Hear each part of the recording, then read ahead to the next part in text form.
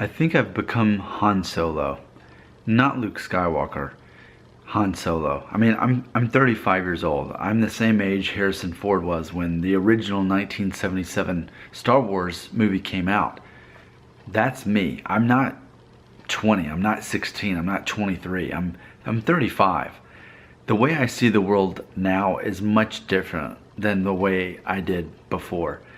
And I think it all comes down to this book. Let me grab this book. You may laugh at this, but Sex, Drugs, and Cocoa Puffs by Chuck Klosterman. I'm glad he brought this to my attention. On page 152 of his book here, and I'm going to get it's chapter number 12 in case you want to look that up. But I'm on page 152, and here's what Chuck has to say. Quote, "Studied objectively, Luke Skywalker was not very cool. But for kids who saw Empire, Luke was the man. He was the guy we wanted to be. Retrospectively, we'd like to claim Han Solo was the single most desirable character, and he was in theory, but Solo's brand of cool is something you can't understand until you're old enough to realize that being an arrogant jerk is an attractive male quality." End quote. That's very important to process as someone in my mid-30s. It is true though, this thing about being an arrogant jerk, that's an attractive quality in a man. I get it now that I'm here, it totally makes sense. Because there's this concept of like, when you get to my stage in life, and let's just consider, I mean, I'm married, I have 2 kids, I have a job, I have my side jobs. I've learned from my mistakes at this point in life, and compared to this concept of being this Luke Skywalker character who's a bit lost and confused and what am I gonna do with my life kind of concept. And then when you get to my life, your life's settled. You pretty much know what's gonna happen. You're settled, and so that all those question marks become at best dots, not even periods or explanation, but it's just dot. Like, yeah, I pretty much know what to expect and everything's good. But at the same time, I can remember though, being younger, Luke Skywalker was the hero. And then you get to my age and then Han Solo is the hero. It's funny because, let me grab my phone. You know I don't believe in editing. I want to keep it real, and I want you to always know that as a YouTuber that this is a real conversation. But when you Google Han Solo, this is what comes up. It says smuggler, scoundrel, hero. Han Solo, captain of the Millennium Falcon, was one of the great leaders of the Rebel Alliance. I think that's a great description. I'd like to be described that way. Here's what I like about this. Smuggler, like, well, that's not a good thing. That's like shady. That's illegal, right? Scoundrel. Who wants to be identified as a scoundrel? Hero. Okay, yeah, well, sure, I'll take hero. Captain of the Millennium Falcon, one of the great leaders of the Rebel Alliance. See, the thing about Han Solo, comparatively speaking to Luke Skywalker, and please know, I don't claim to be a Star Wars, expert. I've seen all the original trilogy at least twice, and the new ones at least once. I'm not an expert. It's easy to pick apart what I say if you're really, really into Star Wars. But this is a compliment. If I could be compared to Han Solo as compared to Luke Skywalker, Luke Skywalker was the easy, like, hero good guy. And that's good. We need people like that. But Han Solo, obviously, he's a rebel. But yet, he's masculine.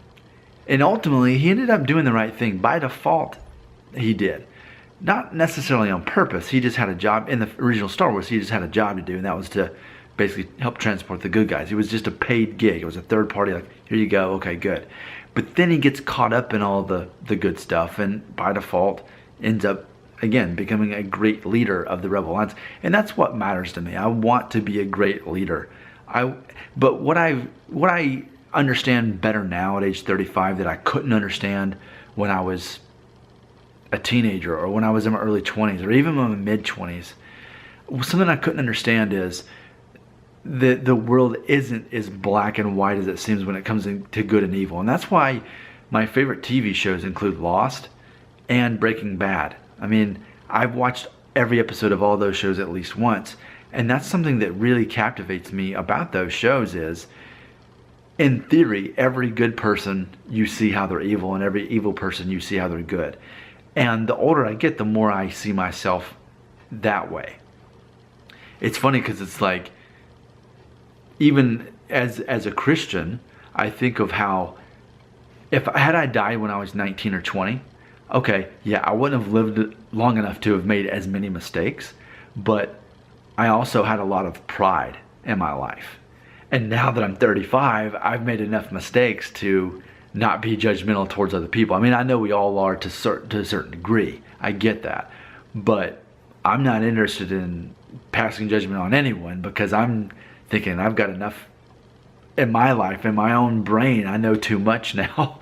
And yeah, I'm worried about myself, not other people. That brings me to such my libertarian mindset.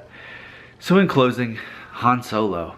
And I think maybe you have to just get there in life. I mean, if you are a younger guy watching this, it's hard to understand, because I don't want to think of myself as jaded, but it's like when it comes to everything, I mean, especially with politics. I mean, do you think I'm a political person at this point? No, I'm not.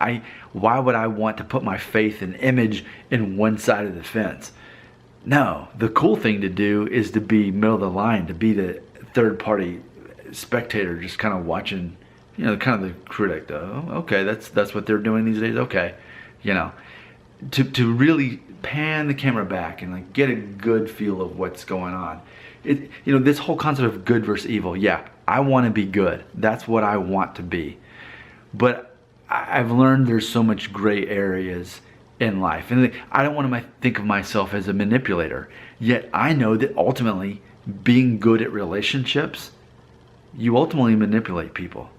Not necessarily for your own good, but you end up manipulating other people, even if it's for their own good. I mean, even as a parent, if you are trying to get your kid to do the right thing, sometimes it involves manipulating them and knowing how to motivate them, which is not necessarily what they'd naturally be motivated by. Same thing with your spouse. It's the same thing. Like, it would be easy if you could just always be honest and say what you think, right? But if you've been married for a couple years, I mean, I've been married, what, eight and a half now? It's not as easy as just simply communicating something.